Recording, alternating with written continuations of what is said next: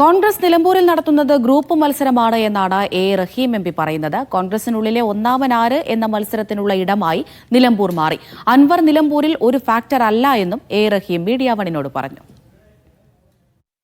ഇപ്പോൾ ഈ കഴിഞ്ഞ 2 ദിവസമായിട്ട് തെരഞ്ഞെടുപ്പ് രംഗത്ത് ഇടതുമുന്നണി ഏറ്റവും സജീവമാക്കി ഉയർത്തുന്ന വിഷയം കെ.സി. വേണുഗോപാൽ ഉന്നയിച്ച ക്ഷേമ പെൻഷനുമായി ബന്ധപ്പെട്ട വിഷയമാണ്. അത് ഈ തെരഞ്ഞെടുപ്പിൽ ഉടനീളം പറയാനാണോ ഇടതുമുന്നണി തീരുമാനം? ഞങ്ങൾ ഈ തെരഞ്ഞെടുപ്പിൻ്റെ തുടക്കം മുതൽ കേരളത്തിലെ കഴിഞ്ഞ 9 വർഷമായി ഇടതുപക്ഷ ജനാധിപത്യ മുന്നണി സർക്കാർ നടപ്പിലാക്കുന്ന വികസന പ്രശ്നങ്ങളാണ് ഉന്നയിക്കുന്നത്. വികസനം തന്നെയായിരിക്കും ഞങ്ങൾ മുന്നോട്ട് വയ്ക്കുന്നത്. ആ വികസനം എന്ന ഒരൊറ്റ അജണ്ടയിൽ വെച്ചുകൊണ്ട് ജനങ്ങളുടെ മുമ്പിൽ പ്ലസ് ക്ഷേമം, അതായിരിക്കും ഞങ്ങളുടെ പൊളിറ്റിക്കൽ അജണ്ട. അതുകൊണ്ട് കെ.സി. വേണുഗോപാൽ പറഞ്ഞത് ഇനിയും ഞങ്ങൾ ആവർത്തിക്കും. പക്ഷേ കോൺഗ്രസ് എന്താണ് നടത്തിക്കൊണ്ടിരിക്കുന്നത്? ഞങ്ങൾ വികസനത്തിൻ്റെ അജണ്ട മുന്നോട്ട് വയ്ക്കുമ്പോൾ കോൺഗ്രസിനകത്ത് നടക്കുന്ന മത്സരം എന്ന് പറയുന്നത്, കോൺഗ്രസിൻ്റെ ആദ്യം എന്ന് പറയുന്നത് കോൺഗ്രസ്സിൽ ആര് കേമനാകുമെന്നുള്ളതാണ്.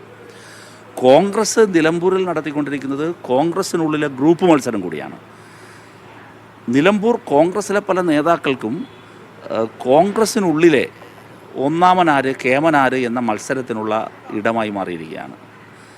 ഇതുപോലെ വൃത്തികെട്ട ഗ്രൂപ്പുകളുടെ ഒരു പാർട്ടിയും മുന്നണിയും കേരളത്തിൻ്റെ ചരിത്രത്തിൽ വേറെ ഉണ്ടായിട്ടുണ്ടോ? ലോകത്തെവിടെയെങ്കിലും ഉണ്ടോ എന്ന് എനിക്കറിയില്ല. ഇങ്ങനെ ഗ്രൂപ്പ്, ഏത് കാര്യത്തിലും ഗ്രൂപ്പ്. അപ്പോൾ ഇതിൽ ആര് കേമനാകും? ആ കേമനാകാനുള്ള മത്സരമാണ്. നിങ്ങൾ നേരിടേണ്ടി വരുന്നത് UDF-നെ മാത്രമല്ല, PV അൻവറിനെ കൂടിയാണ്. അൻവർ ഒരു ഫാക്ടറാകുമെന്ന് കരുതുന്നുണ്ടോ? ഇല്ല, ഈ മണ്ഡലത്തിൽ വികസനമാണ് ഫാക്ടർ, ക്ഷേമമാണ് ഫാക്ടർ.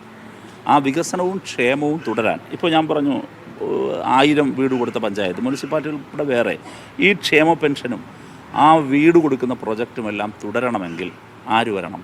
സ്വരാജ് വരണം, ഇടതുപക്ഷത്തിന് കരുത്ത് പകരണം. ഇതൊക്കെ അതുകൊണ്ട് തന്നെ താങ്കൾ പറഞ്ഞ അൻവർ എന്ന കഥാപാത്രം അല്ലെങ്കിൽ അൻവർ എന്ന മുൻ MLA ഞങ്ങളെ സംബന്ധിച്ച് പ്രത്യേകിച്ച് യാതൊരു തരത്തിലും ഒരു പ്രശ്നമായി വരുന്നേയില്ല.